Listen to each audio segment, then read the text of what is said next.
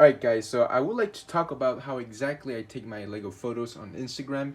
A lot of people wanted to know how I exactly do it, so here's the video. And I'm not gonna edit this video or something, like slide parts. I'm gonna show you guys every single stuff I do to take my photos. And after this, I have to be honest, but there are a lot more photographers who are better than me in this area. So especially a guy called Brick Panda, he's an amazing guy who does amazing photos. But yeah, I think I'm pretty satisfied.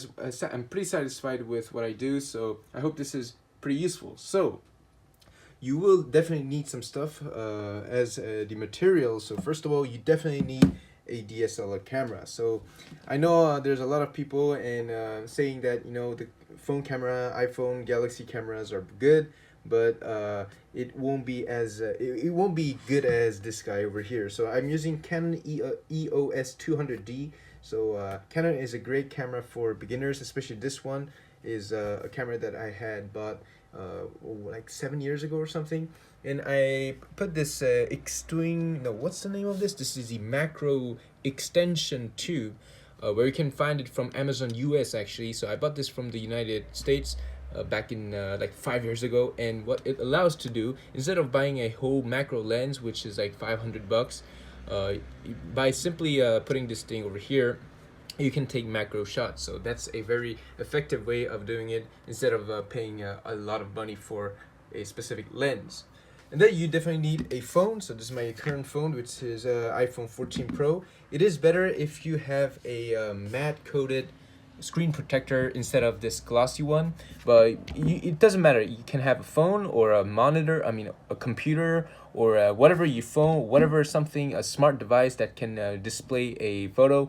That'll be amazing. So yeah, it doesn't matter if you have an iPhone or Galaxy, but that's what I do.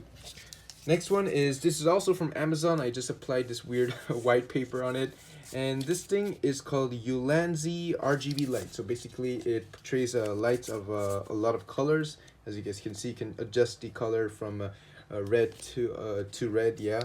And I use this one specifically. Basically we use this to put it on the camera, but I use it like at the sideways or underneath to portray lightsaber lights, because it's way more natural to put real colored light than in Photoshop or something like that. And we have two other things that's pretty important, which is paper. So it doesn't matter, this won't be needed if you have a white desk, but I have a wooden desk. So whenever I take a photo, my figures tend to be very I'd say very yellowish, so I don't like that effect. And yeah, by the way, I'm filming on my old phone so I can show you guys all the process. So sorry if the quality isn't the best. This is the iPhone 10. It's been like around 7 years since this guy came out, but yeah, that was it. And we have two more last things, which are the most important part of this Lego photography. Now I'm currently using two of these stuff over here. So I got one over here and one over here. So I'll just show you guys the exact model of this thing. So this thing is from which mark? Well, you can just find it on Amazon. I bought it on Amazon. It's called Ulanzi whatever. No, that was the other one. But yeah, it's called Lightbox or Light Stand, whatever. And yeah, it portrays the light very nicely actually, as you guys can see. But you don't really need to have this weird square thingy. All you need to do is have a bright light, white light, not yellowish light. And yeah, that's really important. This is something I'm gonna mention really carefully. So, but yeah, I'll show you guys in a second. Right, so now I'm at my desk here. I got my whole thing set up. What you need to do with the light boxes I showed you earlier, it's literally turn it on and put it upwards like this. Yeah, I'm not joking. This is actually really nice. And my other lamp as well, it's looking upwards.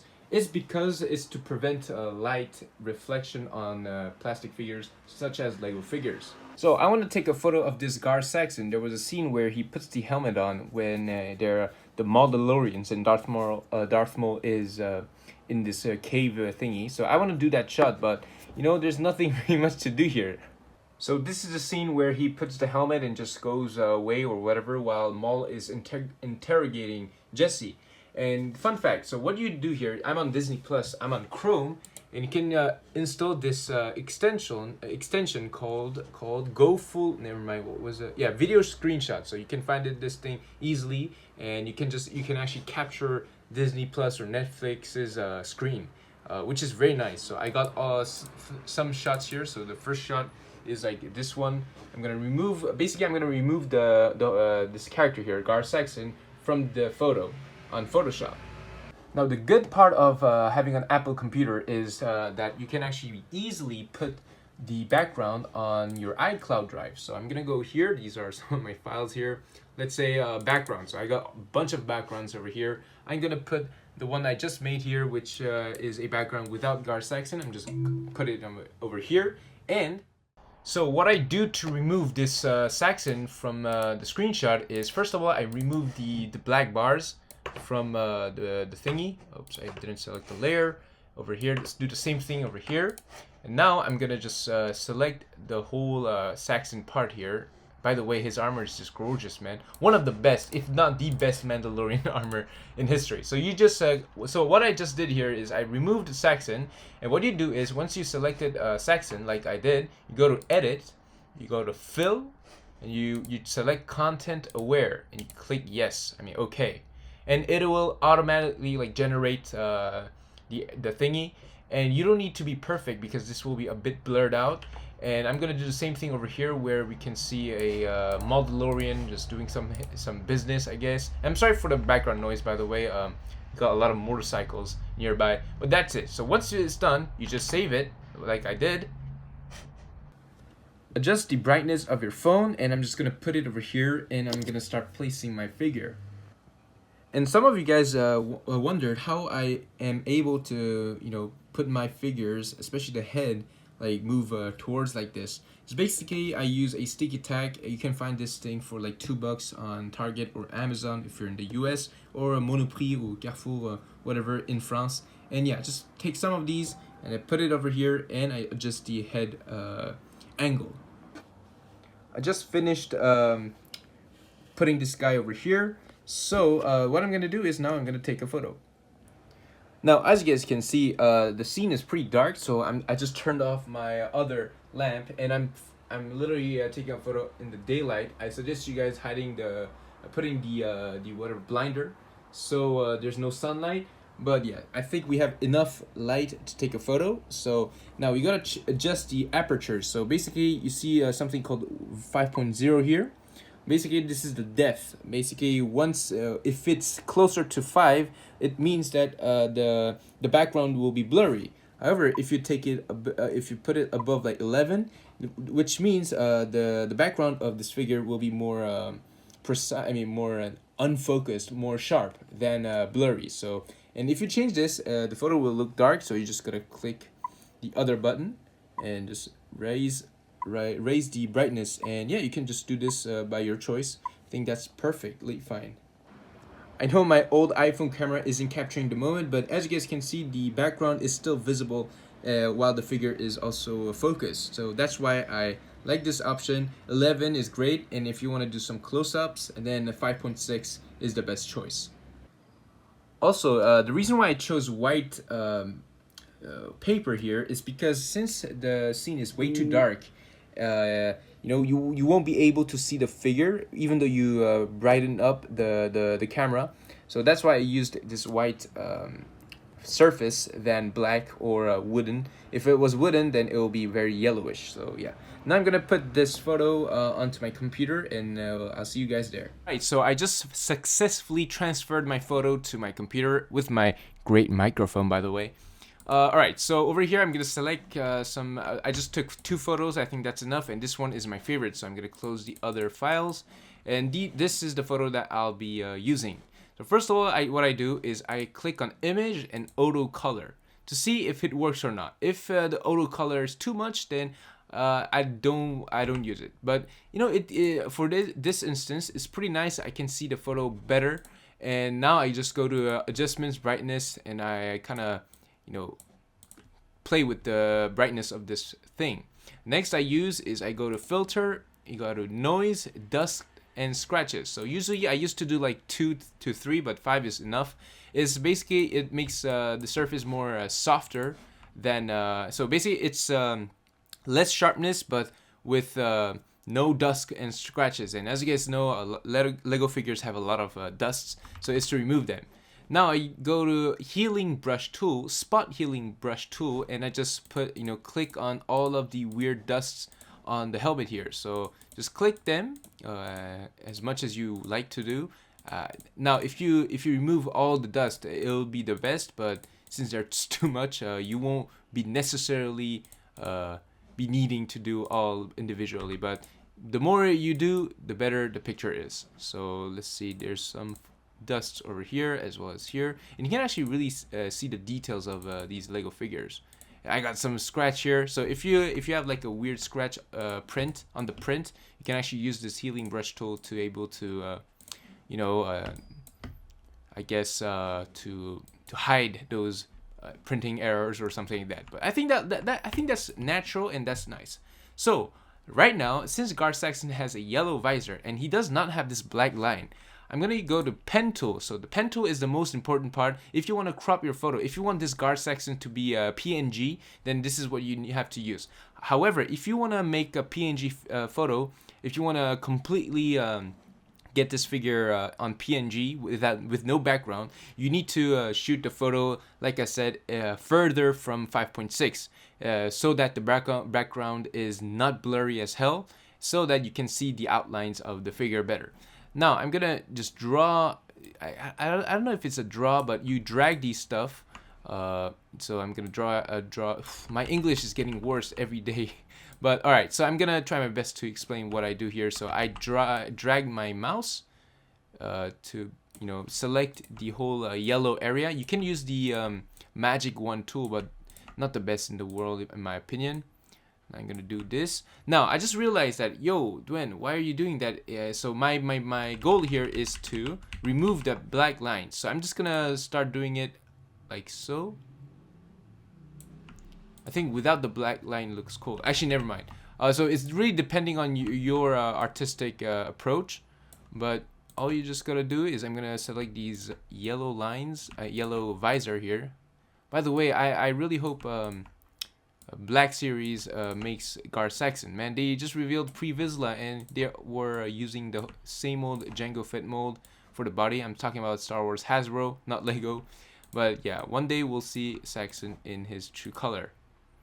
So I'm gonna do this. You don't need to be perfect on this because you're gonna make it a bit blurry since the visor is not very sharp anyway, and it's a glowing visor. So now right click it, make selection. You can do either 0 or 2. 2 is the best one, but I'll go with 0.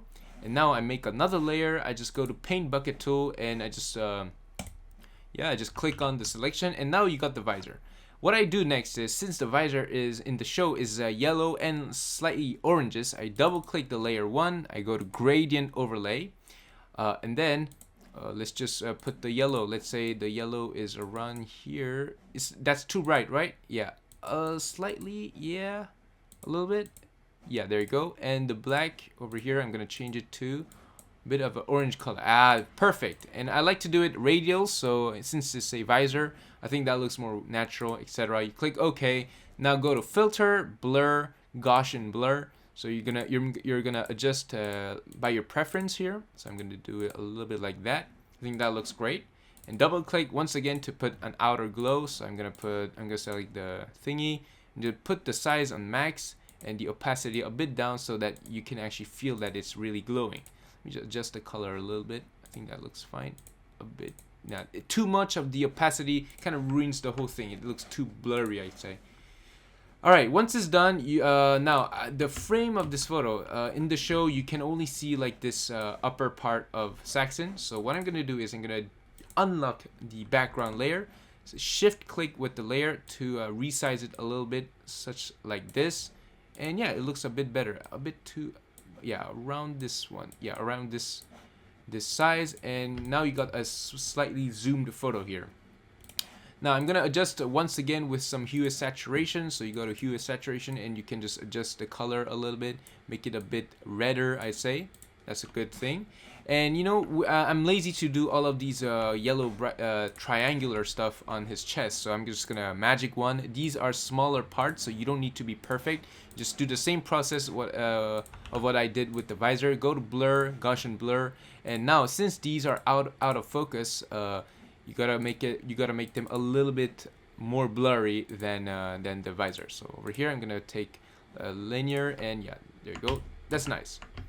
And you know, the photo seems a bit too yellowish, greenish, I'd say. So I create a layer and I just paint it in a color you want. So I want this the whole tone to be a bit bluish. So let's go to the blue, and now you go to screen over here, and then just opacity a bit down, and you have like a slightly, you know, bluish back photo. Now I want to put the exposure a little bit, the gamma saturation to a little bit like that to make it a bit more cinematic. And as you guys can see in the background, we have some lights, so I'm gonna do some lights by hand. So I do the exact same process as what I just did with the visor once again. So make selection 0, blah blah blah blah blah blah, and I'll let you know once I'm done.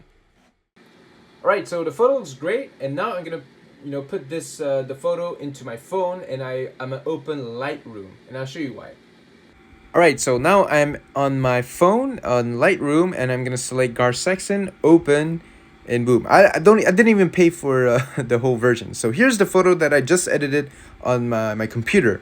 Now I'm gonna click on preset, and I'm gonna select my preset over here, which makes the photo a bit more saturated, I guess, and you can adjust the whole settings on Lightroom. That's why Lightroom is one of the best. So I'm gonna adjust a bit the red, so I'm gonna make it a bit more reddish. There you go, and that's it. I just click it, save copy to device, and that is literally it, guys. So here's the final product, and I'm not sure if I really want to share the preset with you guys, since you know everyone's gonna have the same photo, so I don't want that to happen, and it's kind of making me less unique, I guess. But if you guys are seriously desperate for this filter, hit me up on DMs. I probably sell, I guess. But yeah, hope you guys enjoyed this video. Hope this was helpful for a lot of people who just starts photography. But the most important part is to purchase a DSLR, not an iPhone or Galaxy camera, and that's the most important part. So yeah, please support me, guys. Thank you very much, and I'll see you guys in the next video. Goodbye.